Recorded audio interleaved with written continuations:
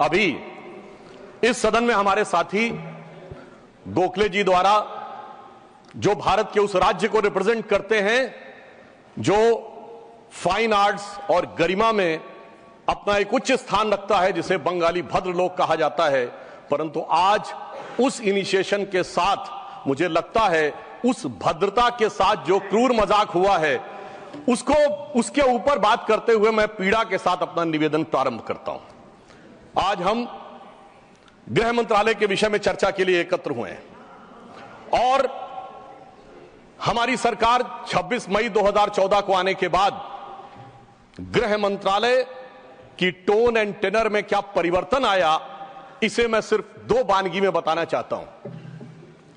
26 मई 2014 के बाद आप सबको ध्यान होगा, उससे पहले बीएसएफ जो कि गृह मंत्रालय के अंडर में आता है, पहले उधर से बहुत फायरिंग हुआ करती थी। उसके बाद पहली फायरिंग हुई तो मुझे याद है उस समय राजनाथ सिंह जी गृह मंत्री थे। यहां पे खबर आया कि साहब वहां से कहा जाता था फायरिंग हो तो सिर्फ व्हाइट फ्लैग दिखाना है। आपको पता है कि उस समय गृह मंत्रालय से संदेश गया बीएसएफ के डीजी को कि अब ये मोदी की सरकार है, अब व्हाइट फ्लैग नहीं दिखाया जाएगा, फायरिंग के ऊपर 4 गुना फायरिंग का जवाब दिया जाएगा। और आप सबने देखा होगा पिछले 10 सालों में सीमा पर फायरिंग में शांति आ गई है। दूसरा उदाहरण देना चाहता हूं, जब हमारी सरकार आई 26 मई 2014 को, उस समय अभी आईबी का उल्लेख हुआ जो गृह मंत्रालय में आती है, इंटेलिजेंस ब्यूरो, उसके चीफ श्री आसिफ इब्राहिम थे जो कांग्रेस पार्टी के शासनकाल में आईबी चीफ बने थे। वैसे तो हम किसी भी अफसर को धर्म जाति के आधार पर नहीं देखते, पर उस समय इस बात का प्रचार किया गया था कि देखिए एक मुस्लिम अधिकारी को आईबी का चीफ बनाया गया। परंतु आज तक का भारत का इतिहास है, जब कोई सरकार बदलती है तो आईबी चीफ 1 महीने से ज्यादा नहीं रहता है। परंतु श्री नरेंद्र मोदी जी की सरकार में श्री आसिफ इब्राहिम का 8 महीने का कार्यकाल था और उन्होंने उसे 8 महीने का कार्यकाल पूरा किया। याद रखना चाहिए कि मोदी जी के कार्यकाल का पहला आईबी चीफ मुस्लिम समाज से था। यह दर्शाता है कि हम समाज के वर्गों को डर पैदा करके साथ में नहीं लेना चाहते, विश्वास पैदा करके साथ में लेना चाहते हैं। आज हमारे गृह मंत्री आदरणीय अमित शाह जी गुजरात का प्रतिनिधित्व करते हैं, प्रधानमंत्री जी उत्तर प्रदेश से प्रतिनिधित्व करते हैं। सभापति जी, यह संयोग भारत के इतिहास में 3 बार बना है। पहली बार जब सरदार पटेल गुजरात से थे और पंडित नेहरू उत्तर प्रदेश से थे तो स्वतंत्रता का काल था। दूसरी बार लाल कृष्ण आडवाणी जी गृह मंत्री थे और अटल बिहारी वाजपेयी जी उत्तर प्रदेश से थे, तब भारत ने 21वीं सदी में प्रवेश किया था। आज जब अमित शाह जी गुजरात से हैं और मोदी जी यूपी से हैं, तो भारत ने अमृत काल में प्रवेश किया है। अर्थात मैं कह सकता हूं काल के कपाल पर, भारत के भाल पर कुछ तो नया होने वाला है और कुछ ना कुछ तो नया हुआ है, उसे आज समझने की जरूरत है। अब मैं बताना चाहता हूं कि गृह मंत्रालय ने इस दरमियान किस किस प्रकार से कार्य किए। मैं 3 प्रकार के कार्य बताना चाहता हूं। एक, वो कार्य जो पिछली सरकारें भी कर रही थी, वो हमने करके दिखाया। दूसरा, वो कार्य जो पिछली सरकारें कर ही नहीं सकती थी, सोच नहीं पाई, वो करके दिखाया।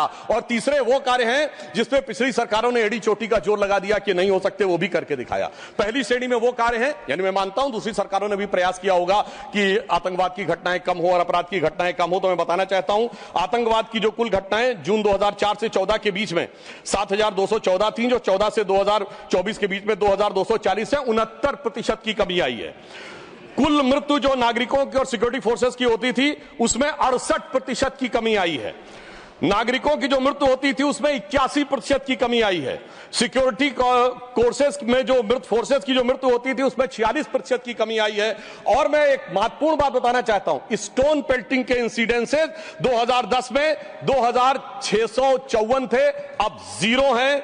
ऑर्गेनाइज हड़ताल 0 है, स्टोन पेल्टिंग 0 है, स्टोन पेल्टिंग में जख्मी होने वाले 0 हैं। सभापति महोदय, पत्थर पड़ने के दौर खत्म हो गया, मगर अगर किसी की अकल पे पत्थर पड़ा हो तो उसे बदला हुआ नजारा नहीं दिखाई पड़ता। इसलिए मैं कहना चाहता हूं चश्मा उतारो फिर देखो यारो, दुनिया नई है चेहरा पुराना।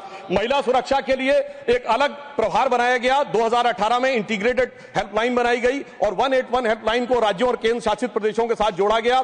फोरेंसिक को मजबूत करने के लिए प्रदेश में डीएनए विश्लेषण और साइबर फोरेंसिक की लैब्स भी बनाई गई।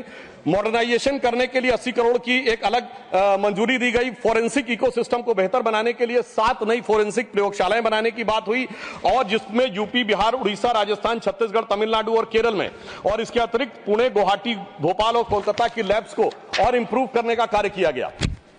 ये वो कार्य है जो पिछली सरकारों ने सोचा नहीं था वो कर पाए। मैं उदाहरण देना चाहता हूं।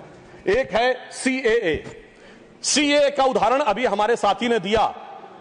मैं याद दिलाना चाहता हूं, इसी संसद में एक वो दौर था जब इनकी नेता ममता बनर्जी जी ने भारत के इतिहास में इकलौती बार जब चेयर के ऊपर फाइल फेंकी थी, किस बात को लेकर कि बांग्लादेशी घुसपैठियों के बारे में चर्चा करने का मौका नहीं दिया जा रहा है। और आज मैं कहना चाहूंगा कितना बड़ा बदलाव दिखता है कि जिन लोगों ने इतना बड़ा कार्य किया था वो आज कितना पीछे हट गए। इसे कहते हैं कि वक्त के साथ इंसान कैसा बदलता है। सीए पे मैं कहना चाहूंगा, सीए गृह मंत्रालय का विषय है, नागरिकता, और ये एक संसद के द्वारा पारित कानून था, परंतु राज्य विधानसभाओं ने उसके खिलाफ प्रस्ताव पारित कर दिया।